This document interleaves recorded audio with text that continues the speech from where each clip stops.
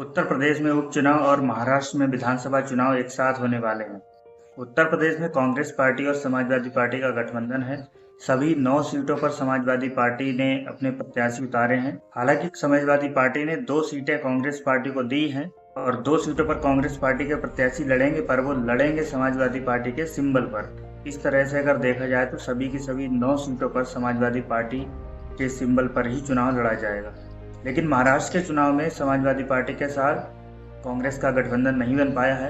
अखिलेश यादव ने कहा कि हमारी पार्टी उत्तर प्रदेश में मजबूत है और कांग्रेस के साथ हमारी सहमति यही बनी है कि जो दल जिस राज्य में मजबूत है वहां पर वही दल आगे बढ़ करके चुनाव लड़ेगा। तो हमारी कोशिश है कि जहां पार्टी का संगठन है वहीं पर हम लोग सीट मांग रहे हैं।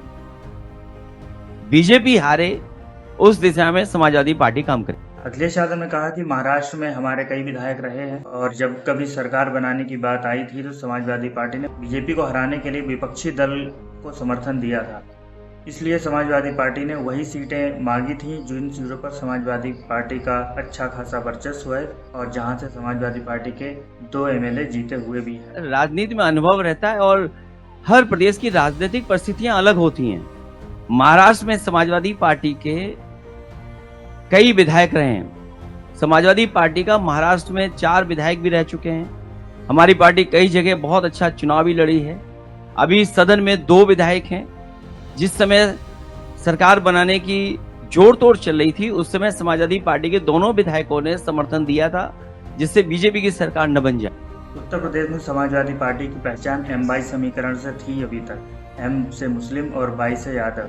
लेकिन अखिलेश यादव ने इस बार पीडीए का नारा दिया और पिछड़े, दलित और अल्पसंख्यकों को जोड़ करके उत्तर प्रदेश में भारतीय जनता पार्टी को लोकसभा चुनाव में बहुत बुरी शिकस्त दी। अखिलेश यादव ने कहा कि जिस तरीके से भारतीय जनता पार्टी हमारा मजाक उड़ाती थी M22 समीकरण कहकर, उसी समाजवादी पार्टी ने M22 दोनों को हरा दिया इस चुनाव में।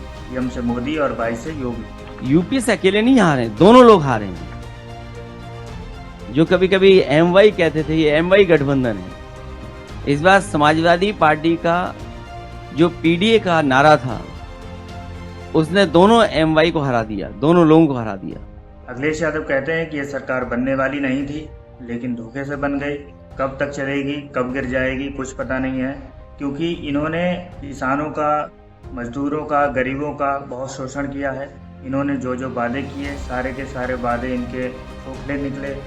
इसीलिए देश ये चाहता है कि जितनी जल्दी ये सरकार हट जाए उतना ही देश के लिए अच्छा है। अखिलेश यादव ने कहा कि मैंने पहले ही कहा था कि ये उत्तर प्रदेश से आए थे और उत्तर प्रदेश से ही चले जाएंगे और इसीलिए लोकसभा चुनाव में उत्तर प्रदेश ने ही पूरे देश को रास्ता दिखाया है कि भारतीय जनता पार्टी को किस तरीके से हराया जाता है। दिल्ली की सरकार ने बहुत बड़े बड़े वादे किए हैं।